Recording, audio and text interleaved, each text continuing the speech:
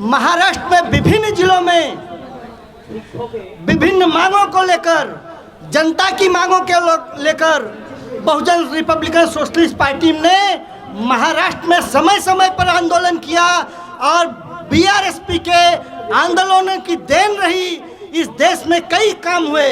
सबसे बड़ी एक बात, बहुजन रिपब्लिकन सोशलिस्ट पार्टी अपनी स्थापना के बाद ही डॉक्टर मानेसर के नेतृत्व में बीआरएसपी ने एक मांग रखी थी कि इस देश में हाई करेंसी की नोटों की कोई जरूरत नहीं है। 500 रुपए की नोट और 1000 रुपए की नोट ये बंद कर देनी चाहिए। बहुजन रिपब्लिकन सोशलिस्ट पार्टी ने अपनी स्थापना के दिन से ही ये मांग पुरजोर तरीके से महाराष्ट्र के कोने कोने में रखी। देश के प्रधानमंत्री, राष्ट्रपति को निवेदन देकर, प्रत्यावेदन देकर हम लोगों ने ये मांग रखी और उसका नतीजा ये रहा कि मोदी सरकार को 500 और 1000 की नोटें बंद करनी पड़ी और हम उसका श्रेय लेते हैं। डॉक्टर सुरेश माने जी को उसका हम क्रेडिट देते हैं कि डॉक्टर सुरेश माने जी ने आर्थिक तौर पर जो मांग रखी। दूसरी पार्टियां, कई पार्टियां ऐसी मिलेंगी जो सिर्फ दलित अत्याचार पर बात करती हैं, दलितों के टिपिकल मुद्दों पर ही बात करती हैं, लेकिन बहुजन Republican socialist party doctor Baba Saheb Ambedkar और माननीय कांशीराम जी के मार्गदर्शन पर चलने वाली पार्टी है, उनके संदेश को लेकर चलने वाली पार्टी है। बीआरएसपी कहती है कि देश के हर मुद्दे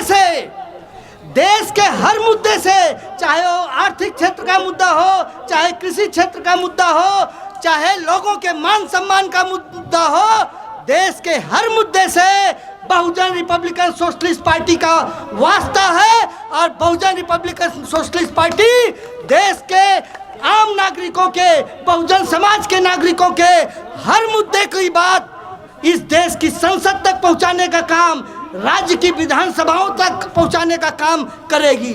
राज्य की विधानसभाओं में बीएसपी ने लगातार मुद्दों को उठाया। अभी 19 जुलाई को महाराष्ट्र में जो गायरान भूमि का मुद्दा है, वहां के खेतीहर मजदूरों को,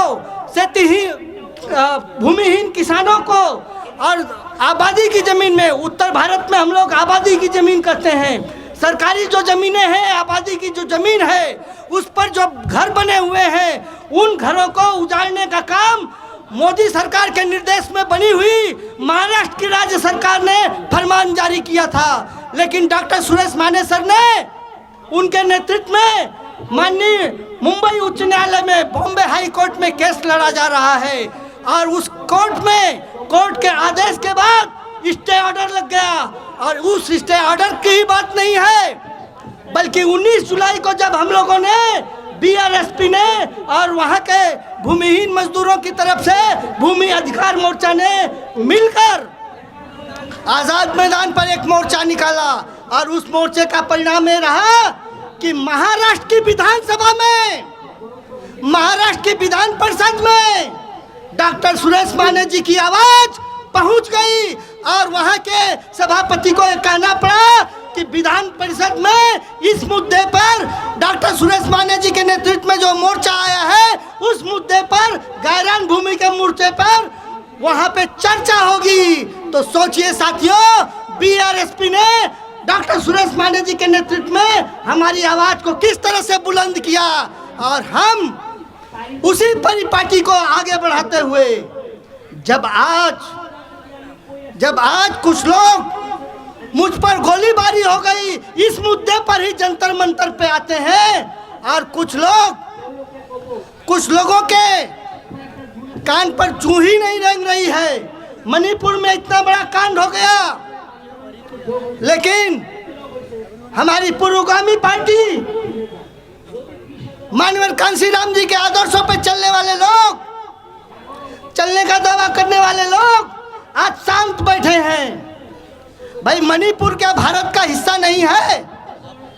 अगर मणिपुर पे नरेंद्र मोदी चुप है तो बहुजन की आवाज बनने वाले भी कुछ लोग चुप हैं। इसलिए बीआरएसपी ने तय किया कि बहुजन समाज की जो प्रमुख 10 मांगे हैं, उन मांगों को लेकर जंतर मंतर पर मोर्चा निकाला जाएगा, धरना प्रदर्शन किया जाएगा और इस धरना प्रदर्शन के माध्यम से इस सोती हुई सरकार को जगाने का काम किया जाएगा।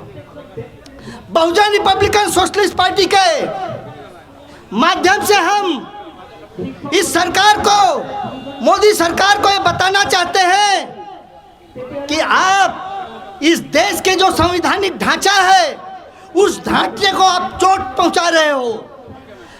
सरकार चलाने का जो फेडरल सिस्टम है, भारतीय संविधान ने जो फेडरल सिस्टम दिया है, राज्य सरकारें और केंद्र सरकारों का जो कॉम्बिनेशन किया है, उस चीज को आप चोट पहुंचा रहे हो और सिर्फ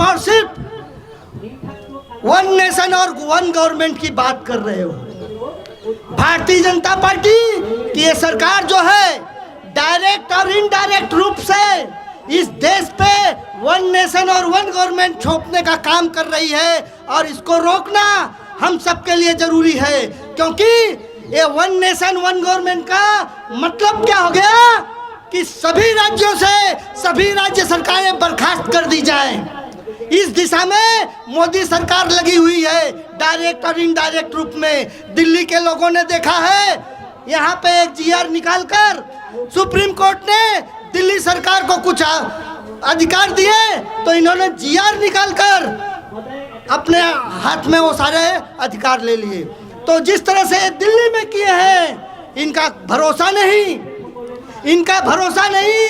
ये कहीं भी किसी भी सरकार को, जिस तरह से आज नोट के बल पर खरीद कर, नोट के बल पे विधायकों को खरीद कर जिस तरह से सरकार बनाते हैं, उसी तरह से ये जीआर पास करके सरकार बनाने का काम करेंगे। तो इनके संविधान के ऊपर इस आक्रमण को जो भारतीय जनता पार्टी कर रही है, उसे रोकने का काम हम लोगों को करना होगा, इस देश के वोटरों को करना होगा। और हम यहाँ पर आए हुए जो लोग हैं, बहुजन समाज के बीच में जाकर इस बात को बताएं कि बहुजन समाज के हितों पे किस तरह से भारतीय जनता पार्टी हल्ला कर रही है। भारतीय जनता पार्टी क्या करती है? एक तरफ से दलितों पे या आरक्षण पे किसी तरह की बात होती है तो मोदी जी अपना 56 इंच का सीना लेकर आ जाते हैं और कहते हैं कि जब तक मोदी जिंदा है आरक्षण को कुछ नहीं होगा। अरे मोदी जिंदा है, आरक्षण को कुछ नहीं होगा, लेकिन मोदी खुद ही आरक्षण पे वार करते हैं।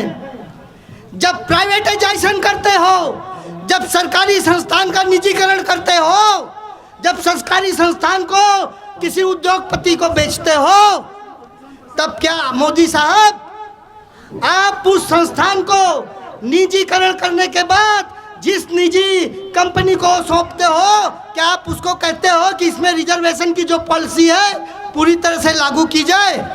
बिल्कुल नहीं करते हो। इसका मतलब एक तरफ आप सरकारी संस्थानों को बेचने का काम करते हो, तो दूसरी तरफ बहुजन समाज को भारतीय संविधान ने जो प्रतिनिधित्व का अधिकार देते हुए आरक्षण का अधिकार दिया है, उस आरक्षण के ऊपर चोट करते हो, उस आरक्षण को खत्म करते हो। तो मोदी के इस षड्यंत्र को समझिए, मोदी के इस षड्यंत्र को बहुजन समाज तक लेकर जाइए। हमारे ओबीसी समाज के लोग हैं। भारतीय जनता पार्टी अगर आज किसी के कंधे पे सबसे ज्यादा जिंदा है तो ओबीसी समाज के लोग हैं। ये दलित पिछड़ी जाति के लोग, जिस तरह से पिछड़ी जाति के लोगों ने एक हिंदू धर्म के नाम पे इनको वोट देकर शासन में लाया, चाहे उत्तर प्रदेश में हो चाहे केंद्र में हो। पिछड़ी जाति के लोगों को इस बात को ध्यान में रखना चाहिए कि पिछड़ी जात के ऊपर सबसे ज्यादा अविश्वास कोई करता है, पिछड़ी जाति के लोगों के ऊपर विश्वास कोई नहीं करता, वो भारतीय जनता पार्टी है। भारतीय जनता पार्टी हम पिछड़ी जात के लोगों पे विश्वास नहीं करती है। उसका जीता जागता सबूत राम मंदिर ट्रस्ट का है।